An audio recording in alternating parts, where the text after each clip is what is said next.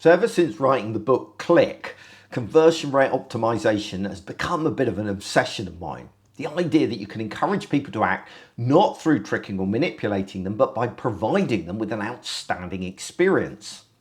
And the workshop that I run on the subject is one of my favourite things to do. I absolutely love enthusing about this with other people. However, as I was preparing to give it a gain as part of the online Amuse conference happening next month, I realised that there's a crucial aspect of both user experience and conversion optimization that I barely touch upon in either the workshop or the book, and that's the topic of flow. You see, we don't experience the web as a series of isolated interactions. Instead, it's a journey that flows from one touch point to the next.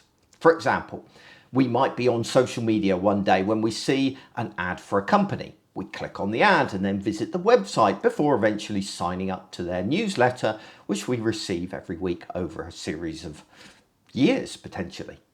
We flow from one of those channels to the other with little consideration of the transition points or even that they're different channels. It's all just browsing the web. Yet as digital professionals, we don't tend to think in those terms, do we? Instead, we focus on one project at a time. For example, we launch a social media marketing campaign or we redesign the website. We don't consider how these flow together to create an overall experience. And that's why things like journey mapping and sales funnels are so important. They help us to consider the flow of the entire end-to-end experience. They help us understand the questions and the objections that are stopping users from acting and exactly when these are popping into the heads of users in their journey. But this idea of flow doesn't just happen at that kind of macro level. It also happens within a particular context, like a website. As users navigate a website, they will come up with different questions, objections, and tasks that pop into their minds at different times. Unfortunately, because we don't know the order that users will view our pages, we tend to give up providing any kind of narrative that guides the user through our content. However, we can do a lot more than we think to facilitate the user's flow through our website. We can make educated guesses about what questions they're going to be asking and when they're going to be asking them based on what they're looking at. For example, people don't tend to spontaneously think about something like privacy.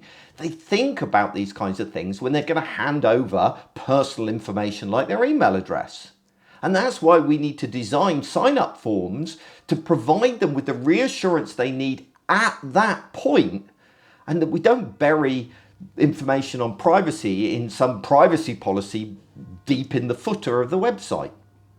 Calls to action are another great example of this. We're so desperate to get people to act that we ask them at the first opportunity rather than considering when will be the best moment.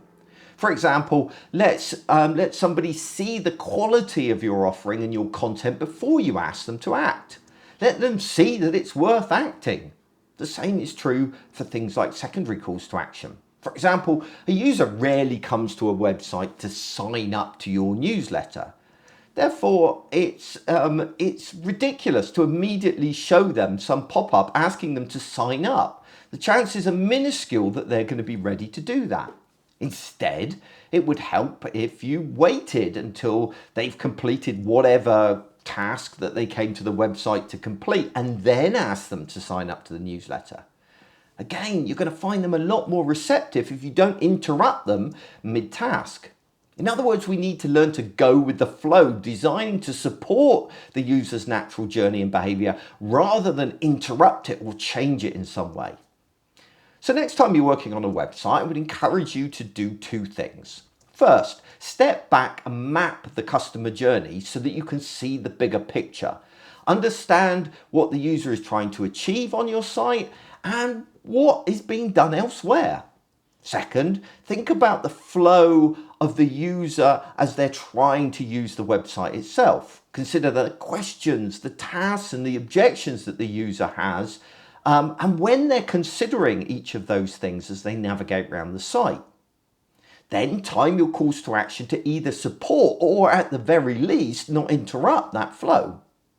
I actually find UX flow diagrams to be a great way of kind of understanding the user's flow around a website.